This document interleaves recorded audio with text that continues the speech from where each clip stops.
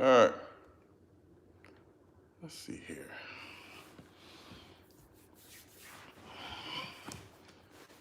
Wait a minute.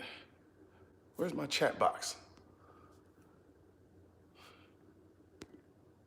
There we go. Welcome to. Where's your shit? All right. So this is probably the first live that I've ever done, at least on YouTube. I do it a lot on Instagram. If you're not following me on Instagram, you're doing life wrong. I'm just letting you know. So follow me, Colion Noir, Instagram. I'm also on Twitter, Colion Noir on Twitter. Let's see. I'm also on TikTok. I don't know how long I'm gonna be on TikTok because they keep taking my videos down. But TikTok seems to be the new wave, and I try to diversify my message as much as possible, even though TikTok is probably anti-gun as hell. But who isn't these days with respect to social media? So Instagram, Facebook, Twitter, TikTok, yeah, I'm there. All right, so what I'm doing, I'm basically gonna jump on here and answer some questions before I go to the gym. Now, part of this is kind of like I'm not even sure where the fuck I'm supposed to look. All right, that's my camera right there. All right, hold on, I got this thing on a gimbal. Oh, hold on. There we go. I can't show you the alcohol. All right, so essentially what this is kind of a test run for me. I'm gonna be starting a podcast here pretty soon, and it's gonna be half virtual and half in studio. I personally like long form conversations. I've always been a fan of long form conversations because I tend to be long winded. And I like to kind of methodically go through my ideas, especially with complex issues like the Second Amendment. So with that, I'm gonna be starting a podcast, and I'm gonna be bringing people on to do interviews and have conversations. I hope to have people who don't agree with me and come on and have those conversations. In the meantime, I'm gonna be working with some of this live stuff to just get it going, get used to working through the systems and all that nonsense or whatever. And once I do that, and once I get the podcast set up, we're getting the studio set up right now. We're just getting, furniture, camera, lights, and all that stuff.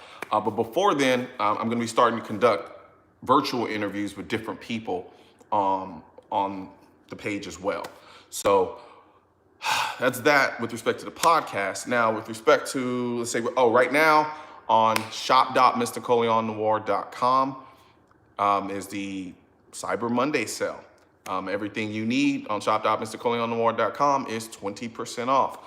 Now, that does not include the Vault-Tec safe because we have an agreement. We're not allowed to discount any of the Vault-Tec safes. But everything else on the store is 20% off. Now that we've gotten that out of the way, let's jump into some questions. So I'm just gonna take a look at some of the questions and then answer them the best I can, and we'll go from there. God damn, these things move fast. All right, let's see. All right.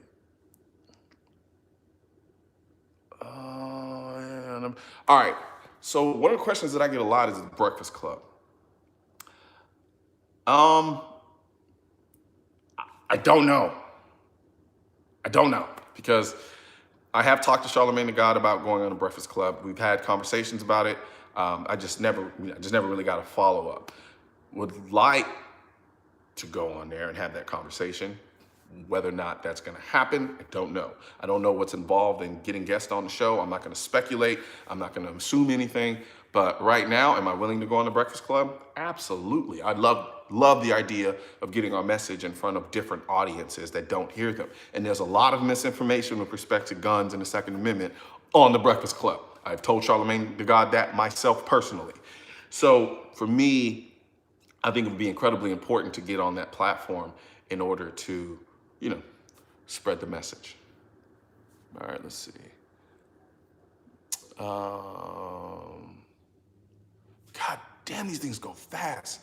What's my opinion on the Canik pistol, or the Janique, I guess is the appropriate way to pronounce it. I actually did a video on it. I think it was the TP9, TF9, I can't remember the exact model, but I did a video on it, and I walked away completely surprised. Because considering the price point of the Janique, or Canik, what the fuck you call it, considering the price point, I wasn't expecting much. And so when I got my hands on it, and I felt, the first thing I noticed was the trigger. The trigger was awesome. It was phenomenal. And I'm like, okay, all right. And then I started shooting the gun. And long story short, I really liked it. I do have plans on doing more affordable guns here in the future, but here's the irony. I have access to more high quality guns than I do lower quality guns. Like shit gets expensive, like between getting the pistols when you have to buy them, getting a videographer, paying a videographer, equipment, you name it. It starts to add up and starts to really kind of get a little daunting. So, but I do have plans on starting a more affordable gun series for people, because I remember like back when I first got my gun, and I didn't have that much in the way of disposable income. So for me, it was like, all right, what can I get? It's the best bang I can get for my buck with the money that I do have. And so now at this point, I'll be the first one to tell you guys, of course, I'm spoiled, rotten. And it's easy to kind of get disillusioned, and then like your idea of what's considered affordable starts here. Stop asking me if I eat ass. What the hell? It starts here. And in reality, it's really down here for a lot of people. So I do plan on starting a more affordable gun series. All right, how do you slow the chat? Somebody said I could slow the chat down. Let's see. All right, I'll figure it out after this. Somebody asked me, what am I hitting in the gym? It's chest day. Chest days are by far my favorite days. Chest and legs. Legs for me, I do a lot of plyometrics, and I don't do a lot of weights with my legs because, as you all probably noticed, my legs are big as hell. So I tend to do a lot more plyometrics because I just want to maintain my explosiveness as I get older. I don't want to get old and slow. I want to be young and fast and explosive. But anyway, so yeah, today I'm doing chest day.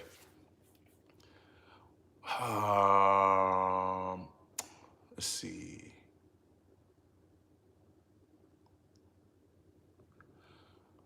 Ooh. What are my thoughts about taking firearms away from felons? I actually have plans to do a video about this. I just haven't finished it. I'm of the mindset, my personal beliefs right now, and my belief system, my beliefs have evolved over time. I used to be of the mindset, if you're a felon, I don't care, you're a felon, you don't get a gun, you can never get a gun, you're done. Over time, my beliefs have evolved where, honestly, if the core basis behind the idea of preventing felons from owning firearms is centered around the idea of so-called safety or potential to do harm or danger or tendency towards violence, I think it makes all the sense in the world that if you are in jail for a nonviolent felony, that you should have a pathway by which you can retain those rights. A reasonable pathway, not this hocus pocus, pie in the sky, walk up to the mountaintop and talk to Thanos type shit. I'm talking like a reasonable pathway that demonstrates you paid your debt to society, you're back in society, and therefore now you are in a position to now gain your rights back, especially with respect to a firearm. I don't think that you should be stripped of your right to protect yourself simply because you have a felony, or at least a non-violent felony. When it comes to violent felonies, I'm still in the bushes, to be honest with you. I really don't know how I feel about that. I don't, at this time, feel comfortable advocating for someone who was a violent felon to have a firearm. I just can't bring myself to do that right now. If somebody can make the case for me, I'm willing to be open-minded enough to hear it, just like I changed my stance on it with respect to nonviolent felonies. So from a nonviolent felon standpoint, I think there should be some pathway for them to get their guns back.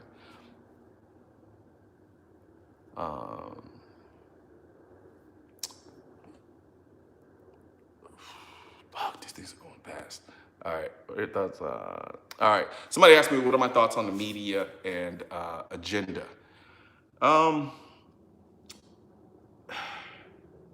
It's pretty much been the same shit for years, honestly. There's a concerted effort to undermine any rational conversation about the Second Amendment and firearms. On top of that, you have a bunch of ignorant people saying a bunch of dumb shit about stuff that they don't know anything about, and they're pushing an agenda to get people to feel the exact same way that they do. So for me, it's how do I slow this down? All right, let's see. I don't know, guys. I'm trying to work with this. I'm trying to work with it. All right. I feel like that old grandpa. I don't know how to do anything. All right. Some of y'all want to tell me how I'm supposed to slow down this chat?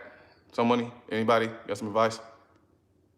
All right, because if not, then we're just going to have to deal with this super fast, high-speed chat. All right. What was I saying? Damn it, I forgot.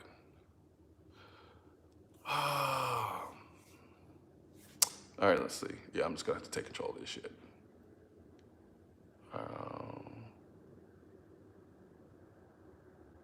The front is,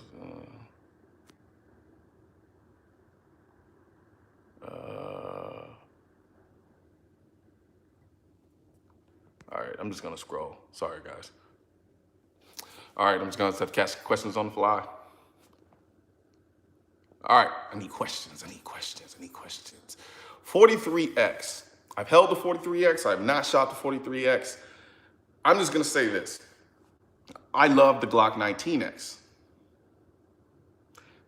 43X, for all intents and purposes, is the Glock 19 in a smaller format. I like longer handles with the shorter slide. So I haven't shot it yet, but I'm pretty sure that I will enjoy it. Then again, I might not. Because there have been guns that I thought I would enjoy, but I didn't. All right, let's see here. What do I think about the airsoft? All right. I don't have much experience with airsoft, but I'm not gonna lie. Airsoft kind of looks fun, especially like when they get all donned up and then they go to the little deals and they're shooting in the houses and stuff like that. I think it's pretty dope. It looks fun. I don't see it like, it's kind of like paintball without paintball, so to speak. And then you're using guns that look like real guns instead of guns that look like paintball guns. That being said, there's nothing more frustrating than when I'm online browsing for gun porn and I see what I think is an actual real rifle and it actually turns out to be an airsoft rifle. It kind of makes me mad. Yeah, I'm gonna have to get a moderator to get some of y'all out of here. Some of y'all acting ridiculous. Let's see here. All right, I'm gonna take a couple more questions and I gotta jump off this thing, guys. I gotta get some work done. What are my thoughts on mag extensions? I'm not gonna lie, almost every single one of my carry guns has a mag extension. If I can put more rounds in the gun, I'm putting more rounds in the gun, period. All right, let's see here. HK or SIG? I don't really know how to answer that question considering you're gonna have to go gun for me. As a whole, if I had to choose, I'm probably gonna lean more towards SIG. As much as I love HK's guns, but yeah, there's that. Let's see here. Am I going to run for Congress? I gotta be honest, I really never thought about it. I'm seeing that a lot more now in some of the comments. I don't like politics. I'm just gonna put that out there. I'm not a fan of politics. I'm not a fan of the way politics are now. It's just a very dirty, nasty game. And I gotta be honest, I don't think I have enough amorality to live in that world. Just to be honest. I know what comes with that. And to be honest with you, like I'm not really one for small talk. I'm not really one for playing the game. As I get older, that may change. I may be motivated by different things in terms of how I feel I can best continue doing what I do with respect to the Second Amendment. As of right now, I don't have any immediate aspirations of going into Congress, but I will say that it's gone from hell no to I might consider it. That's a very light, I might consider it. All right, let's see here. This is the Cross state lines. All right, so national reciprocity, I think is what this person's asking me about, and one of my thoughts on national reciprocity.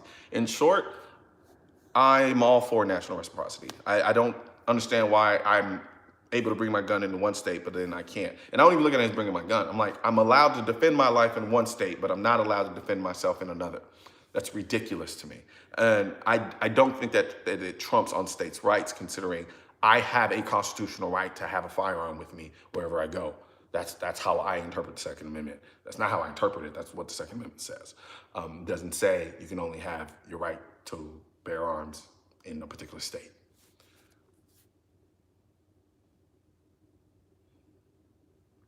All right. So I'm gonna take 2 more questions and then I'm out of here. All right. Let's see. What is the best way to promote 2A? Holistically. And what I mean by that is we've got to be more varied in the way that we approach it. There can't just be one avenue, because as we've seen, for instance, with social media,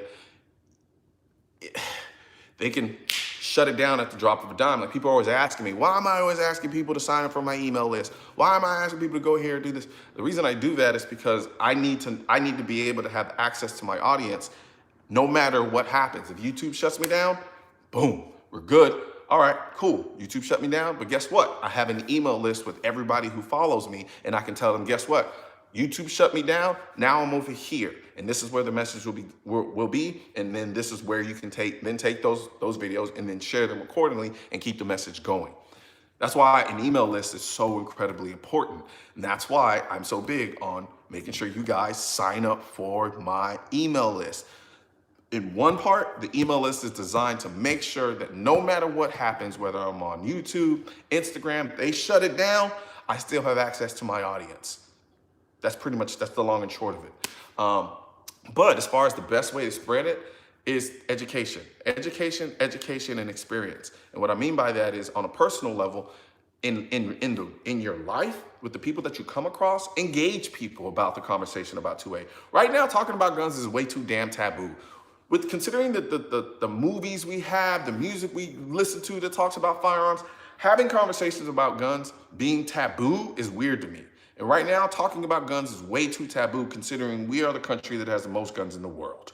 So don't be hesitant to talk about firearms with people that you meet in real life. They give you a weird look. They probably thought you were weird anyway. But have those conversations and have them respectfully. And you'll be surprised about how far you get, or you'll be surprised about how much people don't know about firearms. There have been so many times where I've talked to people who I thought knew a modicum of information about firearms, only to realize they knew nothing. And these people have massive audiences. It's insane. So I think talking to people, going out, taking people to the gun range, creating new gun owners. Right now, there are too many people that don't have a firearm, so they don't feel invested in the Second Amendment. Once you get someone to buy the first gun, you have an advocate for the Second Amendment for life. Trust me. So we just got to get more people out there shooting. We've got to cross cultural lines.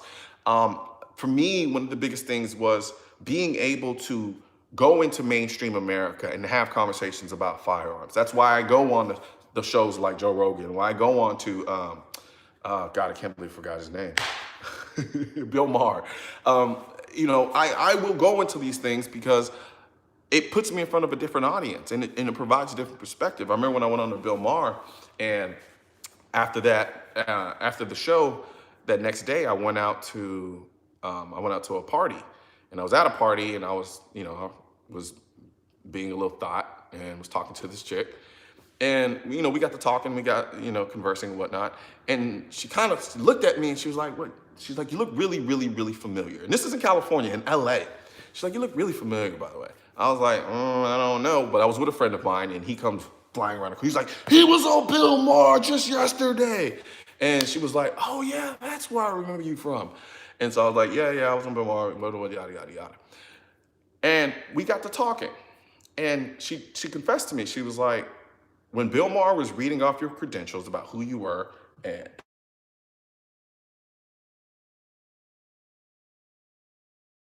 I just got a phone call. Anyway, she said, "I thought you were gonna come out here and I was gonna hate your guts.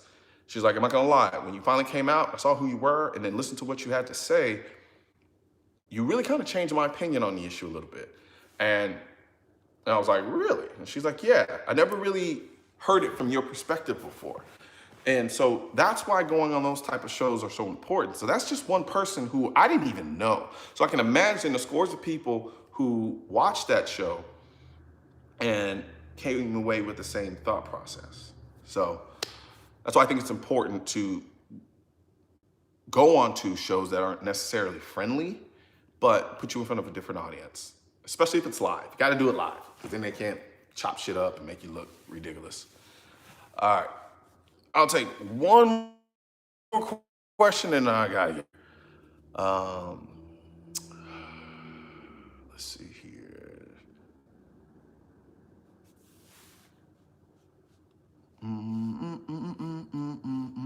All right, I'm gonna end it with this question. Are we winning the two-way fight?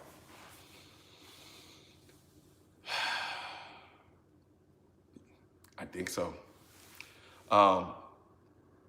I think we're winning the cultural war. I think we're starting to, because of the avenues of information that we have now. I think from a cultural standpoint, we are. However, I don't know if we're winning the political side.